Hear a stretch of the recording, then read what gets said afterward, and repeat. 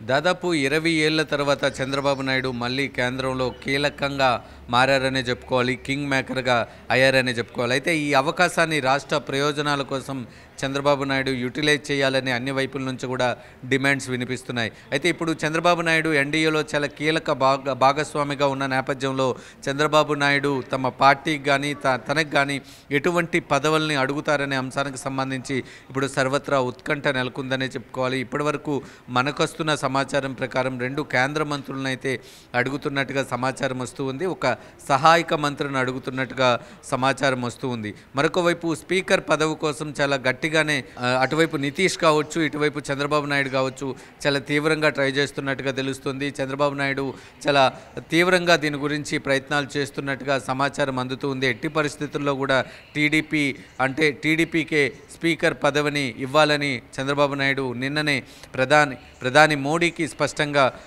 చెప్పినట్టుగా కూడా సమాచారం అందుతూ ఉంది. ఎందుకు చంద్రబాబు నాయుడు ఈ స్పీకర్ పదవి మీదే అంతలా పనిగట్టుకుని ఉన్నారు అనే అంశానికి సంబంధించి రాజకీయ విశ్లేషకులు కొన్ని విషయాలైతే వివరిస్తూ ఉన్నారు. ప్రధానంగా మనం చూసుకుంటే రేపన్న రోజు బీజేపీ పార్టీ ఏదైనా టీడీపీ నుంచి కొంతమంది ఎంపీలను కానీ తీసుకునే ప్రయత్నం చేసినప్పటికీ కూడా స్పీకర్ టీడీపీ వ్యక్తి ఉంటే అది ఖచ్చితంగా దాన్ని అడ్డుకట్ట వేయడానికి అనుకూలంగా ఉంటుందని ఈ ఉద్దేశంలోనే స్పీకర్ పదవిని అడుగుతున్నట్టుగా సమాచారం అందుతుంది. అయితే వీటికి సంబంధించి ఎన్ని కేంద్ర మంత్రులు ఇస్తారు, ఎన్ని సహాయక మంత్రులు ఇస్తారు, స్పీకర్ పదవి ఇస్తారా లేదా అనే అంశాలకు సంబంధించి మరొక 2 రోజుల్లో క్లారిటీ వచ్చే అవకాశాలు అయితే కనిపిస్తూ ఉన్నాయి. తొలిత చంద్రబాబు నాయుడు ఇండియా క్యూబ్ వైపు వెళ్తారని అందరూ భావించినప్పటికీ కూడా చాలా స్పష్టంగా చెప్పారు, ఎన్డీఏతోనే ఉంటానని చెప్పారు. ఎన్డీఏ మిత్రపక్షంగా ఉన్నందుకు ఎన్డీఏతోనే ఉంటానని అయితే చంద్రబాబు నాయుడు తేల్చి చెప్పిన పరిస్థితులు అయితే కనిపిస్తున్నాయి. ఇండియా క్యూబ్లో కొంతమంది నేతలు కామెంట్ చేస్తున్నప్పటికీ కూడా అది కేవలం బీజేపీ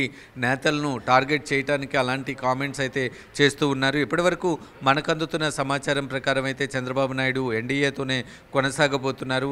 ఆ కొనసాగే పరిణామంలో రాష్ట్రానికి రావాల్సిన ప్రత్యేక హోదా కావచ్చు, రాష్ట్ర విభజన సమయంలో ఉన్న కొన్ని హామీలు కావచ్చు, వాటన్నిటిని కూడా నెరవేర్చడానికి ఏ మేరకు కృషి చేస్తారనేది అయితే మనం ఆలోచించాలి. మరొక వైపు ఎన్ని క్యాబినెట్ బెర్తులు అయితే సాధించుకోబోతున్నారు, తను అనుకుంటున్న స్పీకర్ పదవి కూడా సాధించుకోబోతున్నారా అనేది అయితే చర్చ అయితే జోరుగా నడుస్తుంది. మరొక వైపు క్యాబినెట్లో నిజంగా టీడీపీకి చోటు కానీ వచ్చినట్లయితే ఎవరికి అవకాశం రాబోతుంది, ఏ ఎంపీకి అవకాశం దక్కబోతుంది అనే అంశానికి సంబంధించి కూడా సర్వత్రా ఉత్కంఠ నెలకొందనే చెప్పుకోవాలి. మరొక వైపు ఎంపీలందరూ కూడా ఇప్పటికే పైరవీలు చేసుకుంటున్నారు, బాబుని రిక్వెస్ట్ చేసుకునే పరిస్థితుల్లో ఉన్నారు. ఖచ్చితంగా క్యాబినెట్లో తమకి అవకాశం దక్కాలని, అన్ని విధాలుగా అర్హులుగా ఉన్నామని కూడా చెప్తున్న పరిస్థితులు అయితే ఉన్నాయి. చూడాలి చంద్రబాబు నాయుడు ఎటువంటి డెసిషన్ తీసుకుంటారు, ఏ విధంగా దీనికి సంబంధించి ముందుకెళ్తారనే అంశాలకు సంబంధించి.